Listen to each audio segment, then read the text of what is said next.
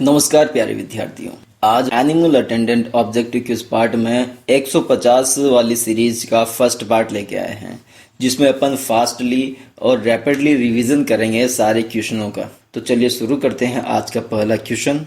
आज का पहला क्वेश्चन है दुग्ध परिरक्षण है। तो यहाँ पर ऑप्शन है आपके पास में बेंजोइक एसिड, हाइड्रोजन, सल्फर या इनमें से कोई नहीं। आपका सही आंसर हो जाता है benzoic acid, option A. Next question है आपके सामने, खीस में कैसीन की मात्रा होती है, यानी कि कितनी प्रतिशत खीस में कैसीन की मात्रा होती है। ऑप्शन है 2%, 4.2%, 7% या 3%। आपका सही आंसर यहाँ पर देखने को मिल जाता है 4.2%, यानी कि ऑप्शन बी। जितने भी क्वेश्चन आपको आए आप यहाँ पर टिक कर सकते हैं, कमेंट बॉक्स में लिख सकते हो कि आपने इन सारे क्वेश्चनों में से कितने क्वेश्चन हल कर दिए और आपको कितने मार्क्स प्राप्त हुए। तो हम इससे एक तरह से अंदाजा लगा सकते हैं कि आप इस जो एनिमल अटेंडेंट जो पार्ट है इसके क्वेश्चनों को सोल्व कर पा रहे हो या फिर आप सीरियसली पढ़ रहे हो। तो अगर आपको ये वीडियो अच्छा लगता है तो आप लाइक कर दीजिएगा, अपने दोस्तों के साथ शेयर कीजिए और उनसे पूछिए कि उनको कितने क्वेश्चन इनमें से आते हैं। तो इसी के साथ में नेक्स्ट क्वेश्चन पे चलते हैं।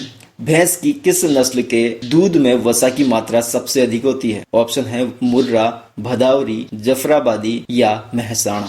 आपका सही आंसर हो जाता है यहाँ पर भदावरी, यानी कि इस भैंस में सबसे अधिक दूध में वसा मिलती है।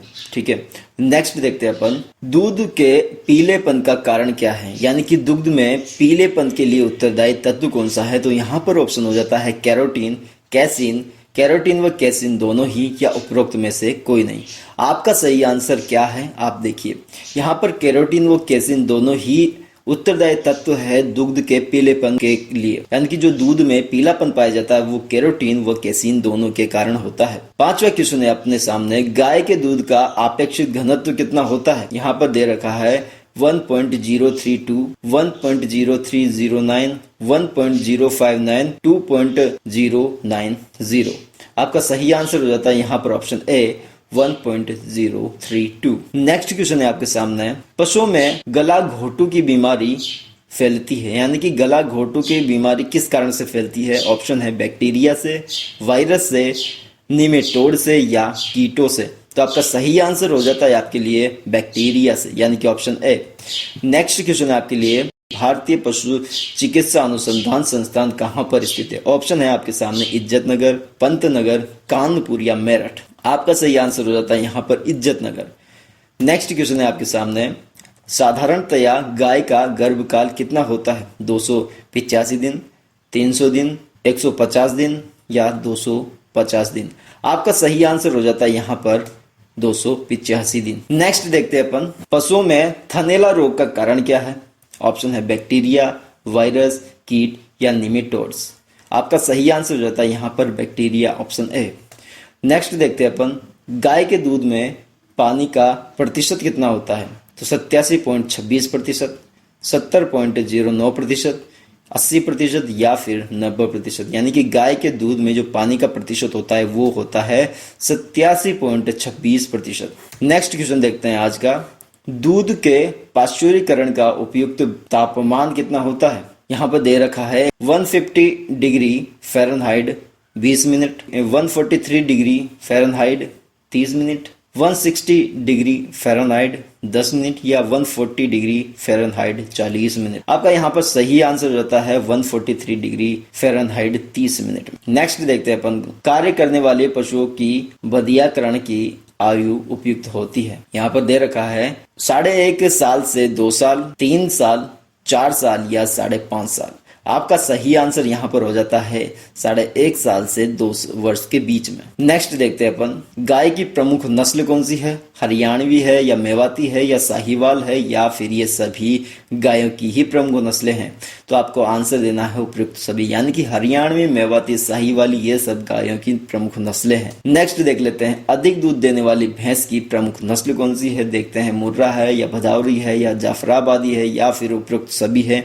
तो आपका सही आंसर यहाँ पर हो जाता है मुर्रा, यानी कि सबसे अधिक दूध देने वाली भैंस की यदि बात हो तो वो मुर्रा भैंस है। नेक्स्ट देखते हैं अपन, पशुओं में बैक्टीरिया द्वारा फैलने वाला रोग कौन सा है। गला घोटू है या निमोनिया है या थनैला है या फिर उपयुक्त सभी है। आपका सही आंसर हो जाता है उपयुक्त सभी, यानी कि गला घोटू, निमोनिया या थनैला ये सारे के सारे रोग बैक्टीरिया के द्वारा फैलते हैं।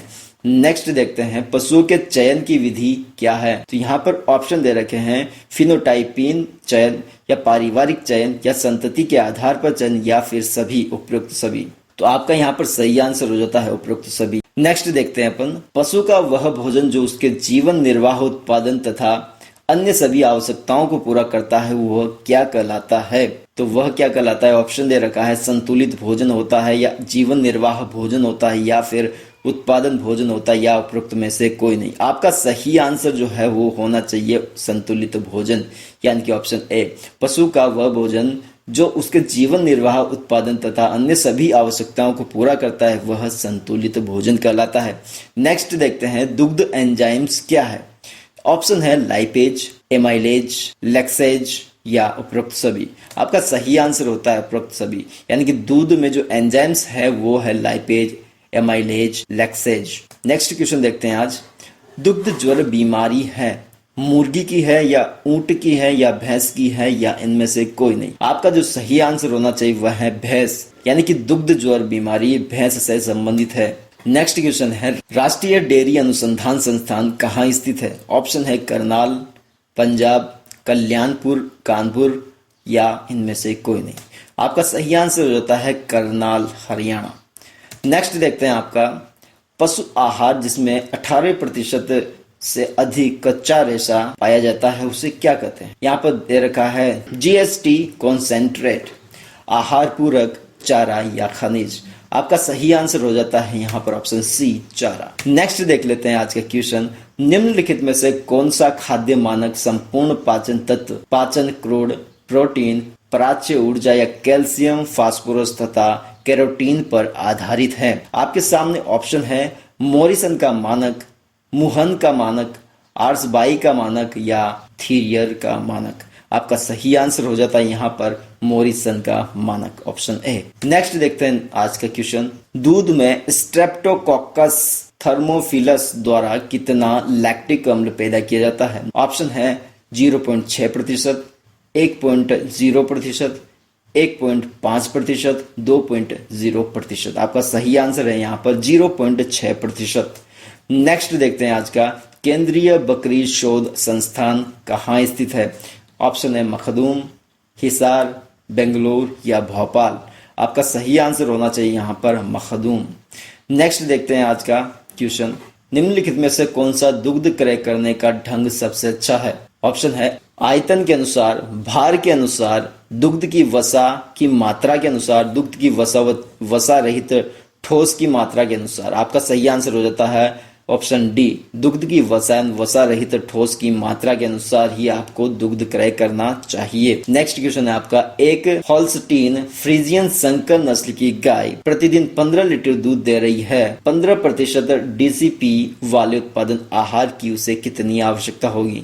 मैं बात कर रहा हूँ डीसीपी आहार वाले उत्पादन की। तो यहाँ पर ऑप्शन है 3 किलो, 5 किलो, 6 किलो या 7.5 किलो। आपका सही आंसर होना चाहिए यहाँ पर 5 किलो। नेक्स्ट देखते हैं स्ट्रीप कप परीक्षण किस बीमारी में किया जाता है। ऑप्शन है क्षय रोग, गला घोटू रोग, दुग्ध ज्वर, थनैला रोग। आपका सही आंसर हो जाता है यहाँ पर थनैला रोग। नेक्स्ट देखते हैं आज का क्वेश्चन मक्खन में सुगंध के लिए उत्तरदायी पदार्थ कौन सा है। ऑप्शन है डाई एसिटिल साइट्रेट, साइट्रिक अम्ल या लैक्टिक अम्ल। आपका सही आंसर हो जाता है डाई एसिटिक अम्ल। नेक्स्ट देखते हैं आज का प्रशीतन इकाई में दूध को किस तापमान पर ठंडा एवं भंडारित किया जाता है। ऑप्शन है 4 से 5 डिग्री सेल्सियस से या 8 से 10 डिग्री सेल्सियस से या 10 से 12 डिग्री सेल्सियस से या 12 से 15 डिग्री सेल्सियस से। आपका जो सही आंसर हो जाता है यहाँ पर वो है 4 से 5 डिग्री सेल्सियस पर। नेक्स्ट क्वेश्चन है दूध के माध्यम से मनुष्य में फैलने वाली बीमारी कौन सी है। ऑप्शन है थनैला रोग, मेट्राइटिस रोग, टाइफाइड रोग जिसे टाइफाइड ज्वर भी बोलते हैं या दुग्ध रोग। यहाँ पर सही आंसर हो जाता है आपका टाइफाइड ज्वर, यानी कि दुग्ध के माध्यम से मनुष्य में फैलने वाली एक बीमारी है टाइफाइड ज्वर। नेक्स्ट क्वेश्चन है बछड़ों में खरहरा किया जाता है चारे के तिनकों को अलग करने के लिए, किडनियों को अलग करने के लिए, स्वच्छ रखने के लिए या रक्त का संचालन कम करने के लिए। आपका सही आंसर है यहाँ पर स्वच्छ रखने के लिए। नेक्स्ट क्वेश्चन है, दुहाई बाड़े के फर्श की सफाई के लिए क्लोरीन के घोल का प्रयोग करना चाहिए, कितने प्रतिशत करना चाहिए? 100 ppm या 200 ppm या 400 ppm या फिर 500 ppm? आपका सही आंसर हो जाता है यहाँ पर option B 200 ppm। Next question है, बकरी विकास एवं चारा उत्पादन परियोजना अजमेर के किस गांव में संचालित है? ऑप्शन है रामसर, मंगलियावास, पुष्कर या जोबनेर? आपका सही आंसर हो जाता है रामसर अजमेर। नेक्स्ट देखते हैं आज का क्वेश्चन, दुहाई से पूर्व आयन को पोंछने के लिए हाइपोक्लोराइड यानी कि ब्लीचिंग पाउडर के घोल का प्रयोग करना चाहिए 50 ppm, 100 ppm, 200 ppm या फिर 500 ppm? आपका सही आंसर हो जाता है यहाँ पर 500 ppm, option D. Next question है आपका, डेयरी पशुओं का उत्पादन जीवन होता है 10 वर्ष का, 12 वर्ष का, 14 वर्ष का या 15 वर्ष का? 12 वर्ष का होता है। संकर नस्ल की बछिया की प्रथम ब्यात की आयु सामान्यतया होती है 20 माह, 24 माह, 32 माह या 36 माह? आपका सही आंसर हो जाता है यहाँ पर 32 माह। नेक्स्ट क्वेश्चन है, आनुवांशिकीय वर्ण का प्रयोग सामान्यतया किया जाता है?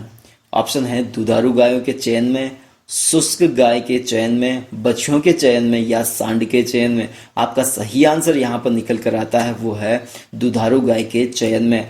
नेक्स्ट क्वेश्चन है आपके सामने, गाय में गर्भाशय ग्रीवा की लंबाई होती है 4 सेंटीमीटर, 6 सेंटीमीटर, 10 सेंटीमीटर या फिर 15 सेंटीमीटर? आपका यहाँ पर सही आंसर है 10 सेंटीमीटर। नेक्स्ट देखते हैं, विश्व में महीन ऊन उत्पादन के लिए प्रसिद्ध भेड़ की नस्ल कौन सी है? ध्यान से सुनना इस क्वेश्चन को क्योंकि ये काफी इंपोर्टेंट क्वेश्चन भी है आपके सामने। विश्व में महीन ऊन उत्पादन के लिए प्रसिद्ध भेड़ की नस्ल कौन सी है? ऑप्शन है रेमबुलट, साउथ डाउन, लिंकन या मैरिनो? तो आपका सही आंसर हो जाता है यहाँ पर option C Lincoln. Next question है, भैंस की किस नस्ल में हंसिया के आकार के चपटे सींग पाए जाते हैं? तो वो है जाफराबादी। नेक्स्ट देखते हैं, सांड के वीर्य का औसत पीएच मान कितना होता है? इसका पीएच मान होता है 5 pH या 6.8 pH या 7.5 pH या 8 pH? आपका सही आंसर यहाँ पर मिल जाता है आपको 6.8 pH, यानी कि सांड के वीर्य का औसत जो pH होता है वो 6.8 pH होता है। नेक्स्ट क्वेश्चन है आपके सामने, ऑपरेशन फ्लड किससे संबंधित है? काफी बार क्वेश्चन आया है, लोकल एग्जाम में भी काफी आता है ये क्वेश्चन। ऑप्शन है आपके सामने, फ्लड कंट्रोल, भूशरण को रोकना या दुग्ध उत्पादन या फिर न्यूक्लियर वारफेयर कंट्रोल? आपका सही आंसर यहाँ पर निकलकर जो आता है वो है दुग्ध उत्पादन, यानी कि ऑप्शन सी। यह संबंध रखता है वर्गीज कुरियर गुजरात से। नेक्स्ट क्वेश्चन है, वैक्सीन में क्या विद्यमान होता है?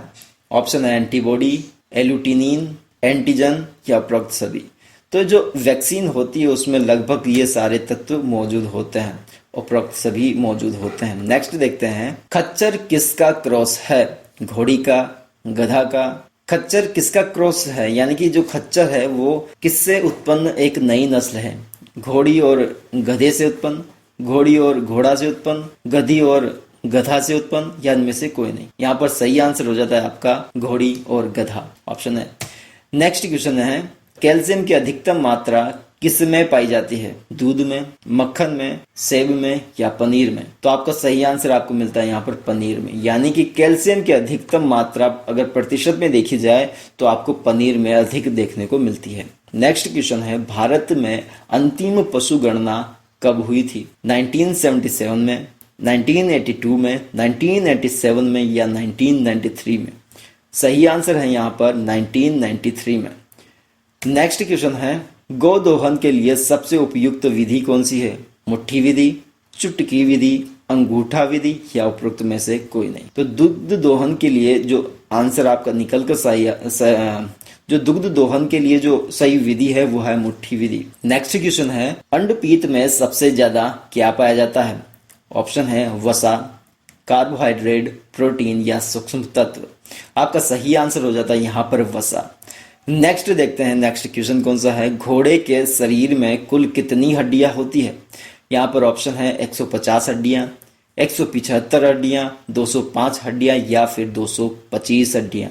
तो आपका सही आंसर होना चाहिए यहाँ पर 205 हड्डियां, यानी कि घोड़े के शरीर में कुल 205 हड्डियां पाई जाती है। नेक्स्ट क्वेश्चन है, गाय के शरीर में कुल कितनी हड्डियां होती है? तो यहाँ पर ऑप्शन है 170, 175 या 180 या 185।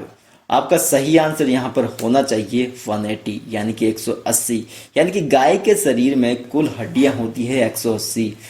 हम आपके साथ में 150 मोस्ट इम्पोर्टेंट जो ऑब्जेक्टिव क्वेश्चन बनते हैं एनिमल अटेंडेंस से वो सारे कंप्लीट करवाएंगे, और इस श्रृंखला में हमारा पहला कदम यानी कि ये पहली वीडियो आज 50 क्वेश्चनों पर अपन रोकते हैं। अगली जो वीडियो होगी वो 51वें क्वेश्चन से स्टार्ट होगी और 150 तक आते आते आपको लगेगा कि आपने काफ़ी अच्छे से जो रिवीजन है उसको कंप्लीट कर लिया है। अगर आप इन सारे क्वेश्चनों को कर लेते हो कंप्लीटली याद, तो आपका जो एनिमल अटेंडेंट ऑब्जेक्टिव जो क्वेश्चन है पार्ट बी के वो सारे कंप्लीट हो जाएंगे लगभग, और साथ ही ये वह क्वेश्चन भी हैं जो कि पिछली कक्षाओं में आपको देखने को मिलते हैं। तो इस प्रकार से हमने क्या किया, इसको 2 क्लासों में तोड़ दिया है ताकि आपको जो है सहूलियत हो इनको याद करने में, इनको पढ़ने में। तो मिलते हैं नेक्स्ट वीडियो में, तब तक के लिए जय हिंद, जय भारत।